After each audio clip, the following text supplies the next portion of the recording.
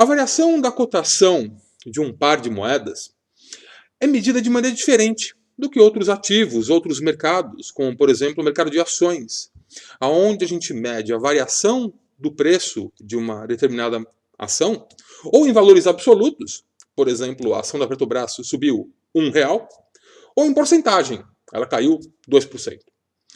Aqui em Forex, essa variação é medida em pip, que é a unidade mínima de incremento ou de oscilação de preço para um par, e que significa percentage in point, ou porcentagem em pontos. Por definição, um pip é uma parte em 100.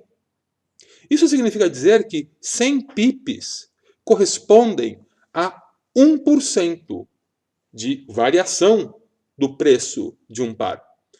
O que é o mesmo que dizer que, se a cotação do par euro-dólar, por exemplo, subiu 100 pips, o euro se valorizou 1%. Com isso, se 100 pips, então, correspondem a 1%, um pip apenas vale 0,01%. Daí o seu nome, pip, porcentagem em pontos. Um pip vale um ponto percentual de 1%, ou seja, 0,01%. Os pips, então, sempre começam a ser contados a partir da quarta casa decimal. Vamos pegar aqui como exemplo o euro-dólar, onde, por exemplo, a gente tem a cotação de 1,1015. Se essa cotação subir um pip, a nova cotação, ou o novo preço, é 1,1016.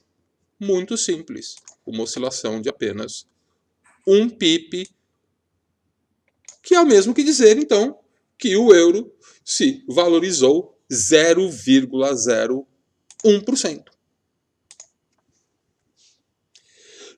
A gente, então, sempre mede oscilação de preços para todos os pares de Forex a partir da quarta casa decimal, com exceção para os pares que tenham como segunda moeda o iene japonês, no caso, dólar-iene.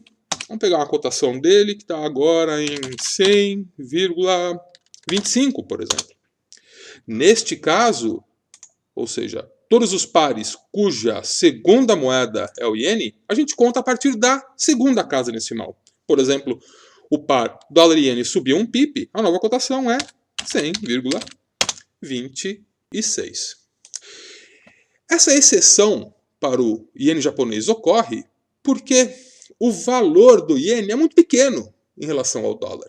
Ele tem como referencial $1 vale 100 ienes. Perfeito. Então, isso é basicamente o pip. Mas, recentemente, foi criada uma nova unidade de medição de variação de preços, chamada pipete. E esse pipete ele foi criado pelas corretoras devido à enorme popularização do mercado de Forex, que ocorrida aí nos últimos anos. O que fez com que aumentasse muito a concorrência entre as corretoras, fazendo assim com que muitas, para conseguirem captar mais clientes, começassem a se diferenciar das suas concorrentes, oferecendo assim uma série de diferenciais, como, por exemplo, spreads menores, volumes ou lotes negociados menores e, principalmente, possibilidade de abrir uma conta com valores pequenos, às vezes até menor do que $1.000. Hoje é normal você encontrar corretoras que ofereçam a possibilidade de abertura de novas contas com $100 até. Com isso, o fato de você poder executar operações com lotes pequenos e com pouca margem faz com que as corretoras começassem a oferecer valores para suas cotações dos pares também menores e mais exatos, criando assim uma quinta casa decimal. Então, vamos pegar novamente o exemplo do euro. A cotação de cima, 1,1015, Então eles criam uma quinta casa decimal, por exemplo, 1,1015,7. Essa quinta casa decimal, ela é o pipete. Mas lembrem-se, senhores, o PIP continua sendo a menor unidade de medição de variação de preços. Tanto que quando você abre conta com uma corretora e vai operar, você vai perceber que a sua corretora vai destacar preço de compra e preço de venda sempre as duas últimas casas decimais. Aqui no caso, por exemplo, do euro, o 15 ele vai destacar. E não o 7, que é o pipete. Porque ele vale muito pouco. Ele vale 1/10 de um PIP. A gente, então, precisa tomar um pouco de cuidado quando a gente for medir o nosso resultado.